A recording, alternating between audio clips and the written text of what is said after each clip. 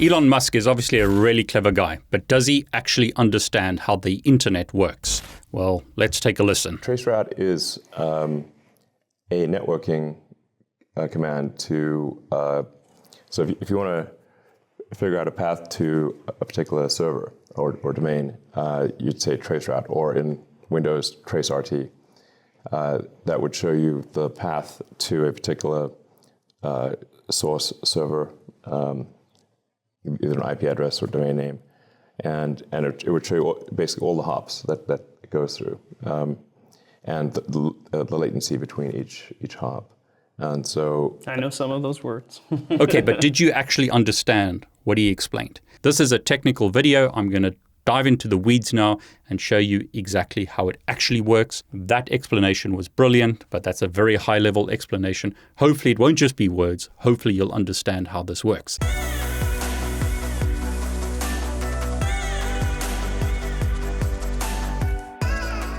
Okay, I would give him 10 out of 10 for that explanation. Really, really good explanation of what Traceroute does, or tracert on Windows. But let's go deeper so that all of us can understand it rather than just understanding some of those words. On a Windows computer, if I open up Command Prompt and I use the command ping and ping a website such as google.com, what that does is it sends messages into the internet to verify that that site is available. In other words, is that site up? I could do something similar with, say, facebook.com. Essentially what ping is doing is it's sending hello messages into the network saying, "Hello, Google, are you there?" And then Google replies, "Hello," if it's available. And we get what's called an ICMP reply. ICMP, or Internet Control Message Protocol, is used for many things. Think of a protocol as a language. We are speaking English here, but I could speak another language and say Dumela, which is hello. Or I could say, "Hoe gaan het?" How are you doing? That's in another language. If you don't understand that language, you won't be able to communicate with me. We need to use the same language for communication. In this case, we're using a protocol called IP version 4. It uses what's called an ICMP echo message, and then we get back what's called an echo reply. Basically saying, "Are you there?" And then Google replies back saying, "Yes, I'm here." In other words, the website is up. Same for Facebook as an example. Okay, but that doesn't explain Traceroute. Traceroute also uses ICMP, but it uses something to determine the hops to a destination. So if I use tracert to google.com, it firstly uses a protocol called DNS, or Domain Name System, to resolve the name of Google to an IP version 4 address. And then it allows me to see the hops from my local computer to wherever I'm going. So in this case, I'm going to google.com. You'll notice that it sends 3 messages for every device. So my first device is 192.168.1.249. That's what's called my default gateway, or the way that I get to the internet. I can see that on my Mac, my default gateway is 192.168.1.249, and then I see other devices along the path. So you can see that second device is this device, then this device, and then I went through BT, or British Telecom. BT is my ISP here in the UK, and then I eventually ended up at google.com. That is the IP address that my DNS told me is the IP address for this domain name, google.com. Okay, so there's the basics. That's what Traceroute does, or tracert on Windows. It shows me the hops. Each hop is a router. Routers basically determine the path for traffic into the network. I'm based in the UK. If I want to go to the US, I will take a specific path. If I want to go to Australia, I'll take a different path to get to that destination. But now let's get more technical. To help us see what's actually happening, I'm going to use an application called Wireshark. Wireshark allows me to capture what are called the packets going through the network. So I can see the individual messages in the network and see what's actually going on. Now in my example, I'm going to capture the Wi-Fi network. I'm using this Windows laptop here. I'm controlling it from my Mac, but all demonstrations for the moment are done on this Windows laptop. I'll show you Mac and Linux in a moment. Notice I can see this traffic on my Wi-Fi network. So what I'm going to do is start capturing traffic, and I'm going to filter it for ICMP. ICMP, once again, is the protocol used in this example by Traceroute on Windows to determine the path. So I'll open up another command prompt here, and let's do a tracert once again to google.com. And what you'll see is something's happening in Wireshark. What I've got here is an echo ping request message.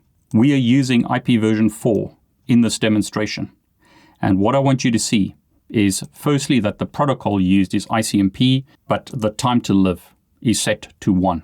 Basically, what happens in a network to stop loops, in other words, traffic being sent round and round and round in circles, packets are marked with a time to live. Could be set to a value such as 255, could be set to other values like 64, depends on the operating system being used. But basically, every hop across a router decrements or reduces the TTL. So if my TTL is set to 255, first router that I transit will set it to 254, then 253, 252. When it hits 0, the packet is killed, so it's destroyed. But in this example, what Traceroute is doing is it's still using ICMP, which is the protocol used for ping, but it's setting the TTL for the first packet into the network to 1. As soon as it hits the first router, the router is going to kill that packet, and then it's going to send a message back. In this example, notice the router is sending a time to live exceeded message. How do I know which IP addresses are being used in the conversation? I could, for example, use ipconfig. I can see that 192.168.131 is my local Windows computer's IP address. So this first message is from the local Windows computer to an IP address of 142.250.187.206. That is the IP address that my DNS server told me is the IP address of Google. So I traced to Google. That was resolved to this IP address using this protocol called DNS. DNS basically takes domain names, easy to remember names, and converts that to an IP address. So my PC sends traffic to that IP address. That's eventually where we end up. But the first hop is this router. So router replies saying time to live exceeded. Notice his time to live is 255, but he's sending a message back to me telling me that the time to live exceeded. That allows my computer to know what the first hop is. The PC sends multiple messages. Typically it's 3. So 1 millisecond, 2 milliseconds for me to get to this router. That makes sense that it's so low because it's a device in my local network. So notice first message, first reply, second message, time to live is set to 1, reply, third message, time to live is set to 1. We've got those replies from the local router. The PC now sets the time to live to 2 to determine what the second device in the network is. When the PC sends the ICMP message into the network with a time to live of 1, the first router is going to kill that packet and reply back. That's how we work out what this router is. Then the PC says, okay, I've worked out what the first router is. I've done 3 messages. I know that that's the first router. Let's set the TTL to 2, and then we can get the second router. So what happens is it sends a message into the network. First router decrements the TTL from 2 to 1, allows the packet to continue. Second router receives it, decrements it from 1 to 0 now, kills the packet, and sends a reply back. So PC is sending a message out with a time to live set to 2. This router now replies 192.168.3.254. That is the second router in my path to get to google.com. Yours will be different. Depends where you are in the world. That's another local router in my local network. PC sends another message out. Time to live is set to 2. Reply from the same router. Happens 3 times. So again, we get 3 replies. That's the second hop in the network. What you might also notice here is that the time to live for the replies from that router is 63. Why? Because devices will typically set their TTL to 255 or 64 or another number. To reply back, this router is 1 hop away from me, so sets it to 64, router in between me and that router decrements it to 63, I get the reply, so hence the TTL is 63 rather than 64, because this router between me and this router has decremented the TTL by 1. Okay, so next step, set the TTL to 3. Then we get a reply from this device with IP address 172.16.12.20. I'm surprised that I actually see an IP address in this range because that's what's called a private IP address. I'm actually onto the internet now. These 2 routers are in my infrastructure. this router isn't. So it's surprising that I'm getting a reply with that IP address. But there you go. BT is doing something interesting in the network. That could be an internal IP address on their router. And I'm just seeing that IP address rather than a public IP address or an internet routable IP address, which I see in step 4. Basically, I'm going across a BT infrastructure, and then I end up in Google's infrastructure. Now, you can do a Whois lookup on IP addresses. Just type Whois and the IP address in Google, and you can see here that that IP address belongs to British Telecom. If I looked at another IP address, let's say this one, you can see that that IP address belongs to Google, and there's its autonomous system. Basically, devices on the internet have what are called autonomous systems, allows them to send routes to each other. But let's look at this IP address here, the last one. That should be Google, hopefully. So who is that IP address? That is Google. So I am going through my local network, 2 hops in my local network, then onto my ISP's network, and then onto Google's infrastructure. But the way my device determines all the hops is to set the TTL. TTL is set to 3. There's a reply. It's 62 now because this router is 2 hops away. There are 2 routers between me and that router, so the TTL was reduced by 2, hence 62. Okay, and that will just continue now. So I'll go through this. Notice this router has a different time to live, 128. Notice now I'm setting the time to live to 4. We get some losses over there, so it didn't get replies, but then we eventually got a reply from a router ending in IP address 69. So that one there. And that will just continue now. So I won't bore you. Basically, if you just keep your eye on the TTL, we get different values, but you can see it's going to 6 now, and then it's going to 7, and then to 8, and it'll just continue until we hit the destination. So 10 hops to get to Google. So from my home to google.com, 10 hops to get to google.com. Now, there are many applications out there that allow you to visually see where traffic is going. So as an example, if I go to google.com with this application running on my iPhone, and I do a trace route to that website, you'll be able to see the hops in this application, and it shows you quite nicely different countries. So we can see where we went from the UK to the US. What's nice as an example is you can look at some of the hops and it tells you where the device is. So this device is located in London, which makes sense because the UK British Telecom core network is in London. So that's how I get from London to the US. Now I can also look at a visual route, and that shows me that I went from the UK to the US. Information may not always be perfect, but it gives you an idea of where traffic is going. If I have a look at, let's say, a website in Australia and do a trace to that website, hopefully the path will be different. I won't go to Australia from the UK the same way that I go to the US.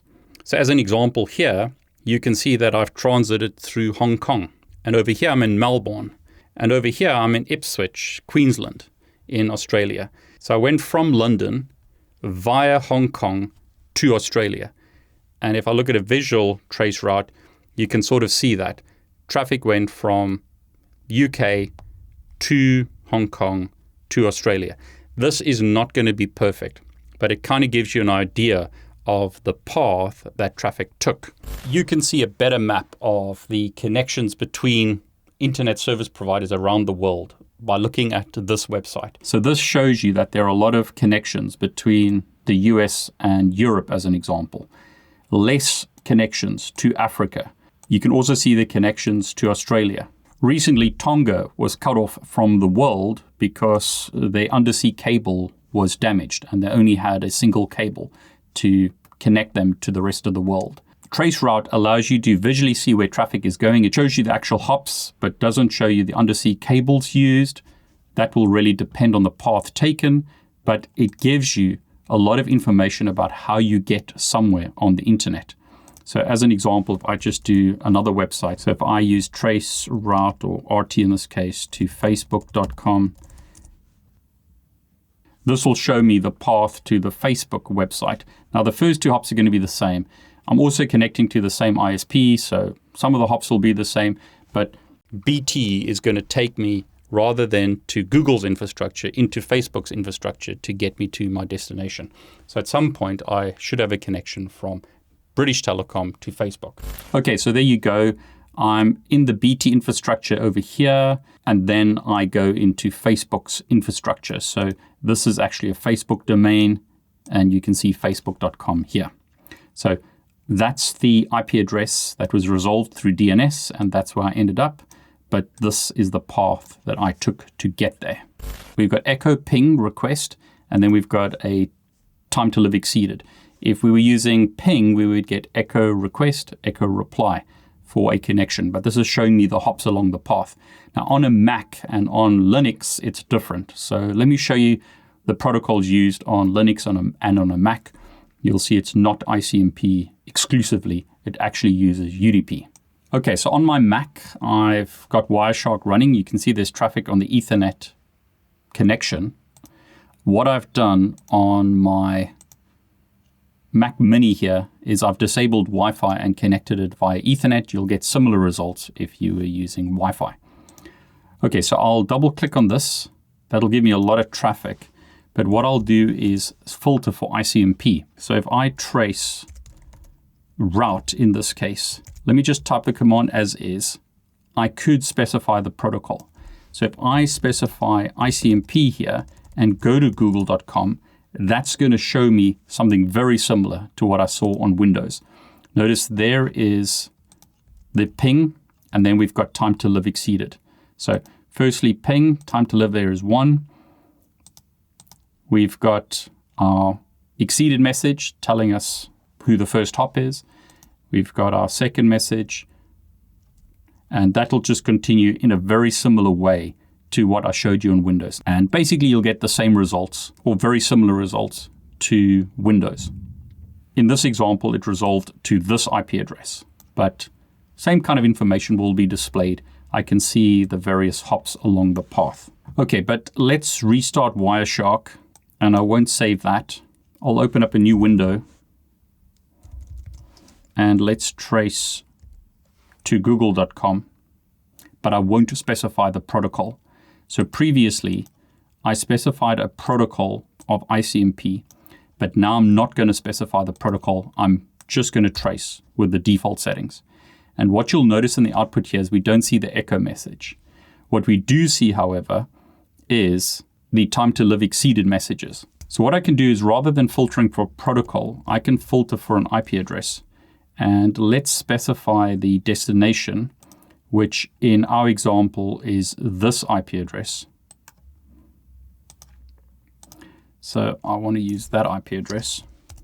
And what you can see here is my IP address, 192.168.130, sent traffic to this IP address. So just to make sure that it's clear, I'm sending traffic to Google. When I traced to Google, it resolved to this IP address. We're told that Google has multiple IP addresses, but this is the one it's going to use, which is different to the previous example where it used this IP address. So my Mac decided to use a different IP address in this case. It's also once again using a different protocol because this is user datagram protocol or UDP. You can see the time to live is set to 1. So the same thing happens here, but rather than using ICMP echo and then getting a time to live exceeded message, ICMP message reply, I'm using UDP with the time to live set to 1. The router kills the packet and then replies back with ICMP messages. And that allows me to do something very similar where I can see the path through the network. What it's doing here is it's sending 3 packets, and then if it doesn't get a reply, it increments the TTL to 4 and tries to get the next hop. If that doesn't work, it sets the TTL to 5 and tries to get the next hop, and so forth and so on. But here you can see once again, I'm going through the UK network. I'm in Slough, which is in the south of England, and then it continues and hopefully gets to google.com, but you can see it's having some problems resolving the path. So it's something to remember. If you can't resolve with the default on a Mac or on Linux, because it uses UDP, then try using the protocol set to ICMP. But let's have a look at this. So the time to live is set to 1, 1, 2, 3 packets, and then time to live is set to 2, and it just tries to do that. Time to live set to 3, 4, 5, 6, and it will just do exactly the same thing, but in this case, it's using UDP rather than ICMP. Same kind of thing is done in Linux. So if you were using a Linux computer, you'll have very similar results. In this example, I'm using a hacking type version of Linux, Kali Linux, but you could use Ubuntu or something else. Let's start Wireshark here. So I've got Wireshark running. I'll capture traffic on the Ethernet 0 interface, and I'll set the protocol to ICMP, and I'll do a trace to google.com, and you can see the hops once again. Same 2 routers. We miss a bunch of devices, and then we get to google.com. My Mac did the same thing. It eventually got to google.com. So something similar. It just took a lot longer to go across these devices. In Wireshark, we see ICMP time to live exceeded messages. We don't see the echo messages because they're not being used. Scrolling up here, the IP address of Google was resolved to 74, 125, 193. So I'll just say IP address equals that address. And what you can see is, once again, UDP messages are used. So we've got IP version 4 here. We've got a user datagram protocol message. Notice source and destination port numbers. Notice here we're getting our time to live exceeded. That's the first router in the infrastructure, 192.168.1.249. Here's our second one, 192.168.3.254, and that'll just continue. Okay, so Elon Musk was 100% correct. He explained Traceroute and Tracert very simply. I've gone into a lot more detail now. I've actually shown you the underlying protocols. I've shown you that ICMP or UDP is used. I've captured the packets on a Windows computer, on a Mac, and on Linux. And I've shown you that Linux and Mac use UDP for the outgoing messages. By default, the routers will reply with ICMP messages, but you can change the protocol used by, for instance, Mac or Linux to use ICMP rather than UDP if you prefer. Now, hopefully you enjoyed this video. Hopefully it made sense. If you enjoyed it, please like this video. Please consider subscribing to my YouTube channel and clicking on the bell to get notifications. I'm David Bombal, and I want to wish you all the very best.